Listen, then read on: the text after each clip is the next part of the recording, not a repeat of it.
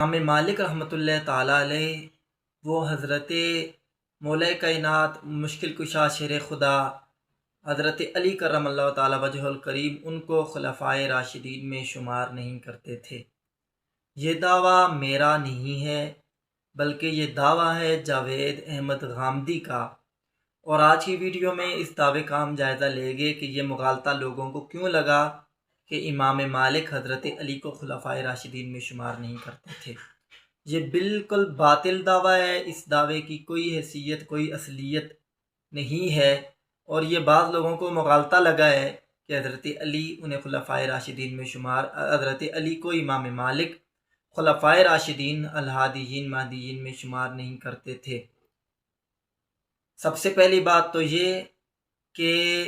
جاوید غامدی نے جو روایت پیش کی ہے بغیر حوالہ کے، انہوں نے کہہ دیا کہ بس امام مالک حضرت علی کو خلفاء میں شمار نہیں کرتے تھے۔ یہ جو بات ہے یہ ہے اصل میں کچھ شامی جو لوگ تھے، کچھ شامی نہیں بلکہ کئی شامی جو لوگ تھے، کیونکہ حضرت علی کے خلاف لوگ اٹھ کھڑے ہوئے تھے اور انہوں نے اپنی بیعت لے لی تھی، تو اس پر کہتے ہیں کہ حضرت علی رضی اللہ تعالیٰ عنہ جب ان کے خلاف شام میں لوگ اٹھے اور جب وہاں پہ بیعت لی گئی اپنی، تو اس وقت حضرت علی رضی اللہ تعالیٰ عنہ کو ان لوگوں نے خلیفہ برحق تسلیم نہیں کیا، تو کچھ لوگوں کو اسی سے مغالطہ لگ گیا کہ امام مالک بھی ان لوگوں میں شامل ہیں، حالانکہ امام مالک بعد کیے ہیں اور اس پر کوئی صحیح روایت موجود نہیں ہے، بلکہ پوری اہل سنت کا، جن میں احناف، شوافی، حنابلہ اور مالکیہ سب کا یہ اجماع ہے کہ حضرت علی رضی اللہ تعالیٰ عنہ ان کی خلافت حقہ تھی حضرت عثمان غنی کے قتل کے بعد، اور آپ خلفائے راشدین الہادیین مہدیین میں سے تھے، اور بالاتفاق کے ائمہ اہل سنت اجماع ہے اہل سنت کا اس بات پر کہ صحابہ کرام کے اجماع کے ساتھ حضرت علی کی خلافت منعقد ہوئی، اور حضرت علی خلیفہ برحق تھے اور وہی اس کے زیادہ حقدار بھی تھے خلافت کے، لہذا ان کے خلاف خروج کرنے والے حضور کی روایات کے مطابق، متواتر حدیث کے مطابق، اور رسول اللہ کے فرامین کے مطابق اور اجماع صحابہ کے خلاف جانے کی وجہ سے وہ بغاوت پر تھے اور خطائے اجتہادی پر تھے۔ امام مالک کے بارے میں یہ قول جو غامدی نے بیان کیا ہے، اصل میں یہ قول خلافت کے متعلق ہے ہی نہیں ہے۔ یہ قول جس کو امام قاضی ایاز مالکی رحمۃ اللہ تعالیٰ علیہ انہوں نے مدارک الترتیب کے اندر نقل کیا ہے، امام ابن عبد البر مالکی نے التمہید کے اندر نقل کیا ہے، اور اسی طرح الاعتقاد مالک بن انس کے اندر اس قول کا نقل کیا گیا ہے کہ امام مالک سے پوچھا گیا من افضل الناس بعد النبی، من افضل الناس بعد رسول اللہ صلی اللہ علیہ وآلہ وسلم، تو آپ نے فرمایا ابو بکر، قیل ثم من، آپ نے فرمایا عمر، قیل ثم من، قال عثمان، تو آپ نے فرمایا عثمان، اور اس سے آگے آپ خاموش ہو گئے، اور آپ نے فرمایا وقف الناس ہاہنا، کہ لوگ یہیں پہ ٹھہر جاتے ہیں۔ اس پر جو دلیل ہے وہ سنن ابو داؤد شریف کی ایک حدیث ہے کہ جس میں اسی طرح سے آیا ہے کہ ہم رسول اللہ صلی اللہ علیہ وآلہ وسلم کے زمانے میں اسی طرح سے کہا کرتے تھے کہ افضل الناس خیر الناس بعد رسول اللہ ابو بکر ثم عمر ثم عثمان فسکت الناس ہاہنا، کہ لوگ یہاں پہ رک جاتے تھے، اس کے بعد کسی کا ذکر نہیں کرتے تھے۔ تو پہلی چیز تو یہ ہے کہ اس طرح سے یہ جو ذکر کیا گیا ہے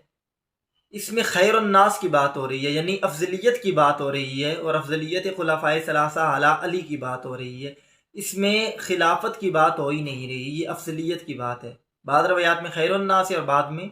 افضل الناس ہے، اور اس کی تائید سنن ابو داؤد کی حدیث شریف سے بھی ہوتی ہے۔ اور دوسرا، یہاں پہ حضرت علی کا نام پھر کیوں نہیں لیا گیا، ابو داؤد شریف کی روایت میں بھی کیوں نہیں لیا گیا، تو اس کے کئی جواب ہیں، جن میں سے ایک یہ کہ چونکہ جو راویان حدیث تھے جس حال میں وہ حدیث بیان کرتے تھے تو بنو امیہ کے لوگ حضرت علی کا نام نہیں لینے دیا کرتے تھے، تو بہت سارے ائمہ کرام حضرت علی کا نام لینے سے گریز کرتے تھے، بہت سارے محدثین نے حضرت علی کا نام لینے سے بصراحت اس وقت گریز کیا جب حالات ایسے نہیں تھے، تو اس لیے انہوں نے نام نہیں لیا۔ جس طرح حضرت حسن بصری ڈائریکٹ رسول اللہ سے روایت کرتے ہیں، اور آپ سے پوچھا گیا تو آپ نے فرمایا کہ میں وہ روایت جو حضرت علی سے سنتا ہوں اس کو میں حضرت علی کا نام نہیں لیتا، رسول اللہ سے روایت کرتا ہوں، کیونکہ گردنیں اترتی تھیں تو اس لیے بعض اوقات حضرت علی کا نام نہیں لیا گیا۔ لیکن یہ جو تربیع الخلافہ ہے، تربیع الخلافہ بعلی، اس پر بھی اہل سنت کا اجماع ہے، اور تمام تر اہل سنت سمیت امام مالک کے حضرت علی کو اس افضلیت میں بھی شمار کرتے تھے چوتھے نمبر پہ۔ امام ابو حنیفہ اور کچھ لوگ حضرت علی کو حضرت عثمان پہ بھی ترجیح دیتے ہیں، لیکن باقی ائمہ کرام حضرت علی کو حضرت عثمان کے بعد رکھتے ہیں۔ جس طرح سے اہل سنت کی کئی کتب میں موجود ہے کہ تمام تر ائمہ اہل سنت وہ اسی طرح سے کہتے ہیں کہ رسول اللہ کے بعد حضرت ابو بکر، پھر حضرت عمر، پھر حضرت عثمان، پھر حضرت علی رضی اللہ تعالیٰ عنہ ہیں۔ اور امام بہقی نے اپنی کتاب الاسماء والصفات کے اندر تو واضح الفاظ میں نقل فرمایا کہ اسید کہتے ہیں کہ میں نے حضرت مالک بن انس اور اسی طرح انہوں نے آگے کئی ائمہ کرام کے تقریباً 20 ائمہ کے نام لیے ہیں جن سے ان کی ملاقات ہوئی تھی۔ ان کے نام لے کے آپ نے فرمایا سب سے پہلے امام مالک کا نام لیا، اور اسی طرح یحییٰ بن معین کا نام لیا، اسی طرح فضیل بن عیاض کا نام لیا، بڑے بڑے کبار ائمہ محدثین کا نام لیا، اور اس کے بعد آپ نے ان کے عقائد بیان کیے، اور ان کے آخر میں آپ نے فرمایا کہ یہ کہتے تھے کہ افضل الناس بعد رسول اللہ ابو بکر ثم عمر ثم علی ثم عثمان۔ تو امام بہقی کی الاسماء والصفات کی یہ جو روایت ہے اس کی سند بالکل صحیح ہے، صحیح سند کے ساتھ یہ روایت ہے۔ سب سے پہلے امام مالک کا نام لیا، تو گویا امام مالک اسی ترتیب کو آپ برقرار رکھتے تھے۔ اسی طرح ابن عبد البر مالکی نے انہوں نے یہ نقل کیا ہے کہ امام مالک کے 2 قول تھے۔ ان کا اوائل کا قول یہی تھا کہ جس میں وہ حضرت عثمان کا نام لے کے خاموش ہو جایا کرتے تھے، لیکن اپنی زندگی کے آخر میں جو آخری ان کا قول ہے وہ یہی ہے کہ آپ نے اسے رجوع کرتے ہوئے تربیع الخلافہ کی طرف رجوع کیا تھا افضلیت کے مسئلے میں بھی، اور وہ اسی طرح کہتے تھے کہ افضل الناس بعد رسول اللہ ابو بکر ثم عمر ثم علی ثم عثمان۔ تو گویا حضرت امام مالک کے 2 قول ہیں، پہلا قول وہی تھا جس میں وہ سکوت کرتے تھے اور وہ افضلیت کے بارے میں تھا، خلافت کے بارے میں نہیں تھا، اور دوسرا قول ان کا بعد کا افضلیت کے بارے میں بھی خلافت ہی کی ترتیب کی طرف لوٹ آیا تھا، یعنی وہ سکوت کے قائل نہیں تھے۔ یہاں تک کہ آپ سے پہلا قول تو یہ بھی مروی ہے کہ آپ حضرت عثمان اور حضرت علی میں سے کسی کو بھی، اصل میں قول یہ ہے کہ آپ حضرت عثمان اور حضرت علی میں سے سکوت کے قائل تھے، ان دونوں کو ایک دوسرے پہ فضیلت نہیں دیتے تھے۔ اب ہم دیکھتے ہیں کہ اہل سنت کے اس بات پہ اجماع ہے کہ حضرت علی رضی اللہ تعالیٰ عنہ ان کی خلافت حقہ، خلافت بالکل صحیح تھی۔ اس پر جو دلائل نقل کیے گئے ہیں اور اہل سنت کا اجماع نقل کیا گیا ہے، اجماع نقل کرنے والے ائمہ میں امام ابن سعد ہیں، امام ابن حجر ہیں، امام جوینی ہیں، اسی طرح امام غزالی ہیں، امام ابو منصور بغدادی ہیں، امام ابو الحسن اشعری ہیں، اور ابن تیمیہ نے بھی نقل کیا ہے۔ اور خلاصہ کلام یہ ہے کہ اجمع آل الحق علی صحت امامت علی بعد قتل عثمان، کہ حضرت عثمان غنی کی شہادت کے بعد آل حق کے اس بات پہ اجماع ہو چکا کہ حضرت علی رضی اللہ تعالیٰ عنہ ان کی خلافت و امامت حق تھی، اور وہی اس کے زیادہ لائق بھی تھے۔ ابن تیمیہ نے نقل کیا ہے کہ اتفق اصحاب رسول اللہ صلی اللہ علیہ وآلہ وسلم علی عثمان بعد عمر، کے اصحاب رسول صلی اللہ علیہ وآلہ وسلم نے حضرت عمر کے بعد حضرت عثمان غنی پہ اتفاق کر لیا۔ اور پھر آگے آپ نے حضور اکرم صلی اللہ علیہ وسلم کی روایات نقل کی کہ جس طرح رسول اللہ صلی اللہ علیہ وسلم نے ارشاد فرمایا تھا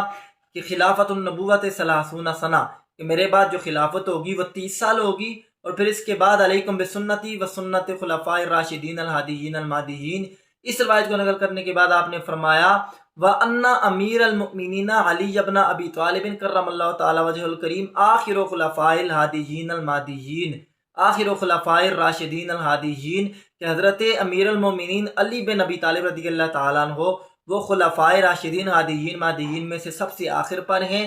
اور اس پر عام علماء کا اور عمراء کا اور عامت الناس کا اس پہ اتفاق ہے کہ وہ یوں کہتے ہیں کہ حضرت ابو بکر، پھر حضرت عمر، پھر حضرت عثمان، پھر حضرت علی رضی اللہ تعالیٰ عنہ ہیں۔ گویا حضرت علی رضی اللہ تعالیٰ عنہ کی خلافت جماع اہل سنت سے بھی ثابت ہے، اور اس سے ہی متواتر روایت سے بھی ثابت ہے، وہ یہ ہے کہ رسول اللہ نے فرمایا میرے بعد جو خلافت علی منہاج النبوہ ہوگی، جس کو خلافت خاصہ کا بھی نام دیا جاتا ہے، وہ 30 سال ہوگی، اور یہ 30 سال رسول اللہ نے جو فرمائے تھے یہ 30 سال حضرت علی کی بلکہ حضرت حسن کے 6 ماہ کی خلافت کو شامل کر کے بنتے ہیں۔